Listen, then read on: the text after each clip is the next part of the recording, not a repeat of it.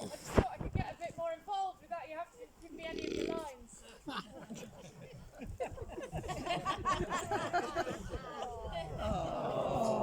all right, I'll just stand at the back, hold the costume.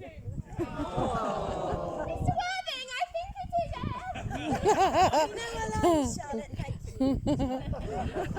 Mr. Worthing, there is something very particular we would like to put to you. Much depends on your reply. Gwendolen, your common sense is invaluable. Mr. Moncrief, kindly answer the following question. Why did you pretend to be my guardian's brother? Well, in order that I might have an opportunity of meeting you. That certainly seems a most satisfactory answer, does it not? Yes, dear, if you can believe him. I don't. But it does not affect the wonderful beauty of his answer. True. In matters of grave importance, style and not sincerity are the vital thing. Mr. Worthing, what explanation can you offer me for pretending to have a brother? Was it in order that you might be able to come down to town to see me as often as possible? Can you doubt it, Miss Fairfax?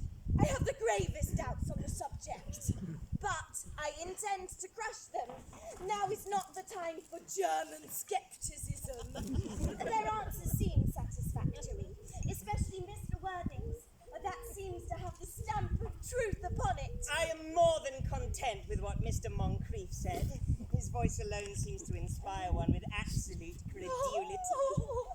So you think we should forgive them? Yes. I mean, no.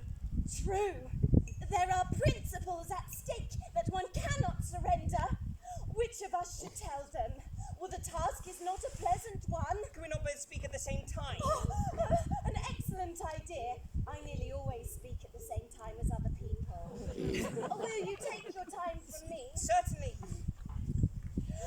Your Christian names are still an insuperable barrier. That is all. Our Christian names? Is that all? But we're going to be christened this afternoon. No, for my sake. You are prepared to do this terrible thing. I am. Oh, for my sake, are you willing to undergo this dreadful ordeal? I am, oh, darling.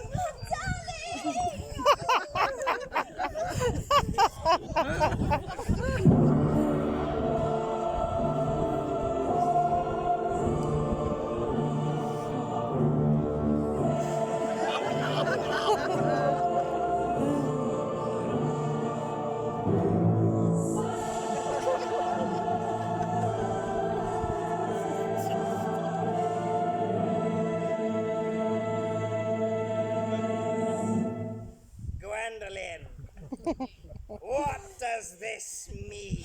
Merely that I am engaged to Mr. Worthing, Mamma. Gwendolen, come here! Come here immediately! Hesitation of any kind is a sign of mental decay in the young, of physical weakness in the old. Apprised, sir, of my daughter's sudden flight by her trusty maid, I followed her at once by means of a luggage train. Of course, you will understand that all communications between yourself and my daughter must cease immediately. From this moment, on this point, as indeed on all points, I am firm. I am engaged to be married to Gwendolen, Lady Bracknell. You are nothing of the kind, sir. And now, as regards Algernon. Algernon. Oh, yes, Aunt Augusta. May I ask if it is in this house that your friend, Mr. Bunbury, resides? No, Bunbury doesn't live here. Bunbury's somewhere else at present. In fact, I killed Bunbury. Bunbury died this afternoon. What did he die of? Bunbury? He was quite exploded. I mean, he was found out. The doctors found out that Bunbury could not live. Well, that is what I mean. And so Bunbury died. He seems to have had a high regard for the opinion of his physician. I am glad, however, that at the last he decided on some definite course of action and acted under proper medical advice.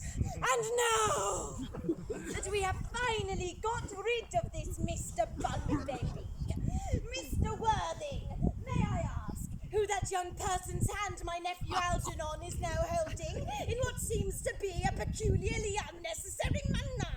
That young lady is Miss Cardew, my ward. I'm engaged to be married to Algie, Lady Bracknell. I believe some preliminary inquiries on my part would not be out of place. Mr. Worthing, is Miss Cardew at all connected to any of the larger railway stations in London? Well, I merely desire information. Until yesterday, I had no idea that there are any persons or families whose origin was a terminus. Miss Cardew is the granddaughter of the late Mr. Thomas Cardew of 149 Belgrave Square, SW, Gervase Park, Dorking, Surrey, and the Sporran, Fifeshire, NB. That sounds not unsatisfactory. Gwendolen! Oh, Gwendolen. The time approaches for our departure. We have not a moment to lose. As a matter of form, Mr. Worthing, I had better ask, has Miss Cardew any small fortune? Oh, about £130,000 in the funds, that's all. Goodbye, Lady Bracknell. So pleased to have seen you. A moment, Mr. Worthing. £130,000. And in the funds. Miss Cardew. Oh, Miss Cardew. Seems a most attractive lady now that I look at her. Algernon. Yes, Aunt Augusta. There are some distinct social possibilities in Miss Cardew's profile. Well, Cecily is the prettiest, dearest, the sweetest girl in the whole world, and I don't care twopence about social possibilities. Never speak disrespectfully of society, Algernon. Only people who can't get into it do that. Well, I suppose I must give my consent. Cecily! You may kiss me. Well, I suppose the marriage had best take place as soon as possible. To speak frankly, I am not in favour of long engagements. They give people an opportunity of finding out each other's character before marriage, which I think is never advisable. I beg your pardon, Lady Bracknell, for interrupting you, but this engagement is quite out of the question.